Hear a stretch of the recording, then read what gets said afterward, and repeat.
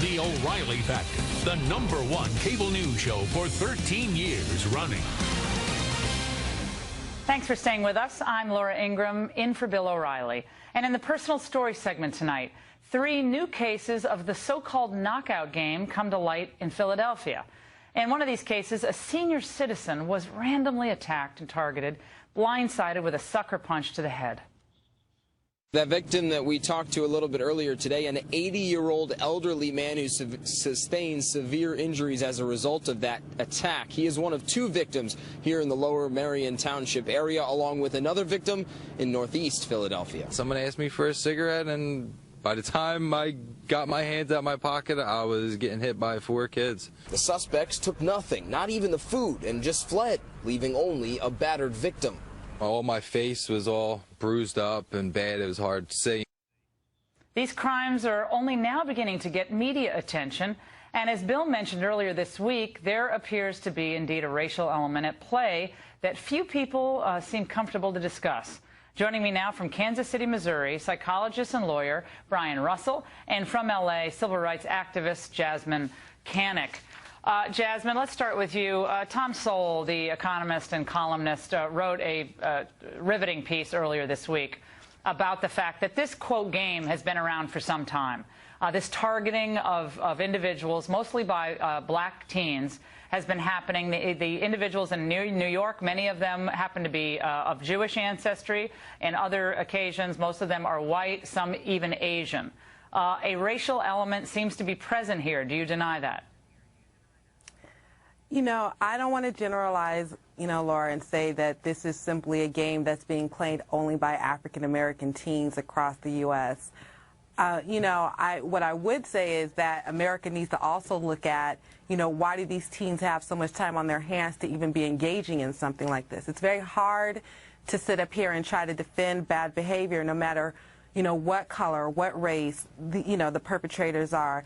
But so, Jasmine, it is disturbing. Yeah. But so, Jasmine, you'd be saying this if this were overwhelmingly white teens, and they were going around in all these cities across the United States, and they were cold-cocking elderly black people, would you be coming on the O'Reilly Factor and saying you'd hate to generalize about, quote, bad behavior? But if you have 3 deaths from this, I don't even like calling it a game. These are criminal assaults by people who are thugs. Yeah, they have too much time on their hands. There are a lot of people who have too much time on their hands who don't go attacking elderly people and knocking them unconscious for sport. So, I mean, I think if the shoe was on the other foot here, we'd have Al Sharpton out there. You'd have all these people screaming for Eric Holder to rush into the cities. Look, Reverend Sharpton, other black civil rights advocates have denounced this behavior. Of course, yes, it is a crime. We're not going to sit up here and generalize it, though, and say that this is only something that's being done by African Americans. What we've seen on the news may be, but that may be intentional as well.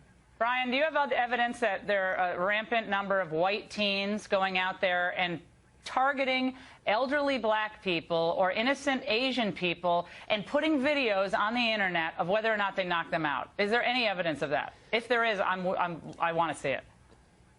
I haven't seen it, Laura, and here's my analysis in 30 seconds or less. This does not fit the mainstream media's preferred narrative, which is that we don't have a violent crime problem among our nation's young black youth. We just have a profiling problem. And as usual, when self-righteous types think that they're looking out for the best interests of minority group members, they're actually doing them a disservice and even showing a little bit of racism of their own in the following important way. A young black man is every bit as capable as a young white man of regulating his behavior. And when he does not, and when our colleagues in the mainstream media don't cover and condemn that to the same degree as they would in the case of a white perpetrator, it actually suggests that our mainstream media colleagues aren't sure whether the expectations of blacks and whites can and should be the same. They can, and they absolutely should.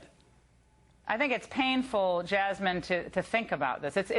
It's painful for the victims, obviously, physically, but it's painful to think of this as being called a game by anyone.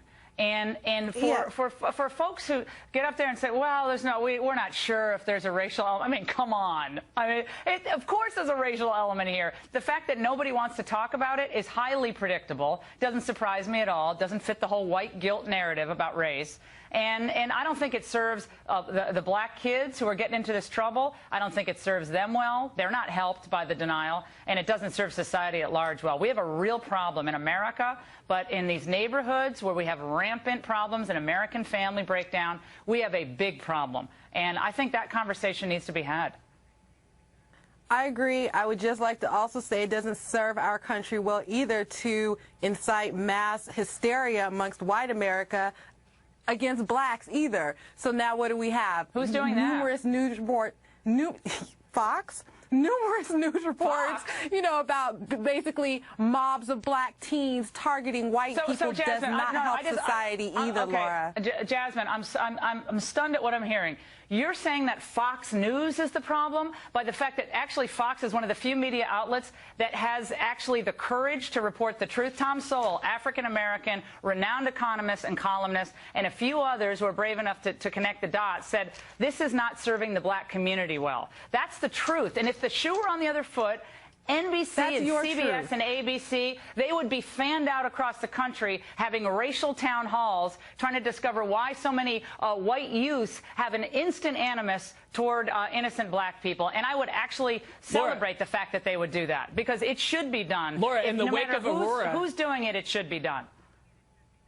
In the wake of Aurora, they didn't have any trouble reporting to the country something that wasn't even true. There was a black psychologist going around telling the country that white kids are more likely to become spree killers and shooters than kids of other racial groups because they feel more entitled and they get more upset when they don't get their way. That was absurd. It was racist, but they didn't have any problem broadcasting that because it fit the narrative. Well, I think if you look back to the Trayvon Martin deal, right? I mean, there are all sorts of generalizations made during the Trayvon Martin, saga, on really, frankly, on both sides. And the people were saying that he was a white Hispanic, and then, all sorts of crazy stuff was said, okay? And that was an incredibly painful moment for the people of Florida and that family. But I think we have to be able to talk truthfully and objectively about things. If white kids were doing this, Jasmine, and targeting black people, I'd have the same outrage and the same indignation. I promise you. It shouldn't call it racial. I'm sure you would, Laura. I would be completely outraged. So the problem is, and as everyone should be. But Ryan and Jasmine, we appreciate your joining us for this.